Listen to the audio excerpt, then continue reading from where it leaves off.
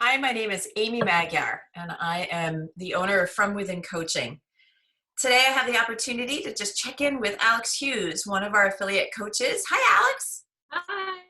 Hello, Alex. I'm curious. I think there's so much out there right now that is it's like if I could get paid to read and watch podcasts or listen to podcasts or anything like that, that would be my full-time job. And there's so much out there. What Mm, I'm curious for you is, who are you following? Who's someone that's kind of igniting you right now? mm. It's such a good question, and I totally agree with you. If we were making money on the podcast that we were listening to right now, that's the work that we need to be getting into. But I have a few. There's, one person who for me has been just an incredible leader and example of, um, gosh, leadership is it's the best word for her, is Glennon Doyle. Um, and I have been reading Glennon Doyle's work for a number of years now, and she just came out with a new book on March 10th, called Untamed, and the timing of that release was just absolutely perfect. The Or whole not, depending on her book tour, right? Ooh. That's true. The content of the book is perfect for right now. Right. Um, but yeah, that's true that the book tour was canceled. Yeah. Um, Yeah. so I've been following Glennon Doyle and her work, and then there's this is maybe a little bit outside the realm of what people think of as self-help, self-improvement, self-awareness work. But the U.S. Women's National Soccer Team is a group of women that I am just eternally inspired by. And four members of that team have established a company called Re-Inc. And I think their motto is reimagining the status quo. Wow. Um, and so, Wow. yeah, a lot of the work that they're doing right now is um, bringing awareness to the changes that are happening, the changes that need to happen. And I was listening to an interview with a few of them the other day, and they were talking about how a lot of people are talking about needing to get back to normal. Let's get back to normal. This has been going on for so long. Let's get back to normal. And their counter argument was, let's reimagine normal. Yeah. And Right. so they are so brilliant in their reframing of hard situations. And if you haven't checked them out, check them out. Re-Inc. And Awesome. yeah. Oh, I love it. I love it. Alex, I think it's so important for our clients and folks that are attracted to From Within coaching and sort of, or trip onto our website to kind of see what we're doing and thinking. And I think right now what you're saying is, is sort of look for people that are inspiring, to reset the norm, right?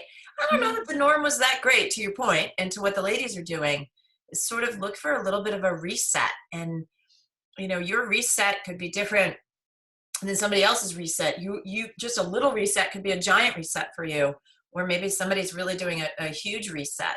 But out of curiosity for you, what are the clients that you reset? If I could say that as a way of like you working with clients, and not that you're resetting them, but you're helping them reset. What are some of the things that they're looking to reset? Hmm. Well, particularly right now in April of 2020, I'm noticing clients deciding, okay, my life is kind of in this weird pause right now. And the things that were part of my life 2 months ago will either continue to be part of my life in 2 months from now, or they won't. Yeah. And a lot of people are in this position of choosing, not having to choose, but getting to choose what parts of their pre-COVID-19 life they want to hold on to and which ones they want to just leave behind. And this, as scary and traumatic as this time in our world is, it's also an incredible opportunity to hold on to the things that are important to us and be able to let go of the things that aren't. I think a lot of people are being given these passes almost to let go of the things that they don't want anymore, whether it's a job, whether it's a place that they're living, or so many other things. um it's like, well, here's your life without those things right now. How important were they to you? Right. Oh my gosh. Did you really, really? I mean, let me just say that there are definitely some things that I'm missing right now in terms of places to eat or, but the things really, what are you really missing? Not as much as you think, but yet you were so sure, right? Mm, So yeah, that resetting is so important to see in right. reflection. And I think so much of coaching is taking the leap, right? It's the preparation to take the leap, and how much preparation do you actually need? And a lot of times I think people don't take the leap because they're scared of what it's going to feel like. And here we are, everyone in the world has been forced to take some kind of leap. Yeah.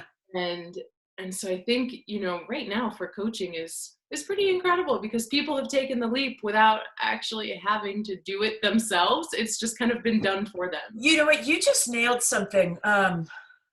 It, bear with me here. Mm, So people sometimes get stuck because they spend so much time prepping to take the leap, right? yeah, So they get yeah. stuck in oh, and I'm going to take the leap, but they're like prepping in that. Well, it's not the right time and it's not this and that. And what's interesting is one of the things that happened, depending on your calendar and where you were in the United States or globally, that week of sort of ended on March 13th was a really interesting week, right? A lot ended, a lot started in terms of quarantining and things like that. And I think what's interesting is we were forced to take the leap, and then we spent a couple of weeks working out the leap, right? So it was like, just because you take a leap doesn't mean that there's not time once you've landed to kind of go, okay, is this where I wanted to be? How do I alter?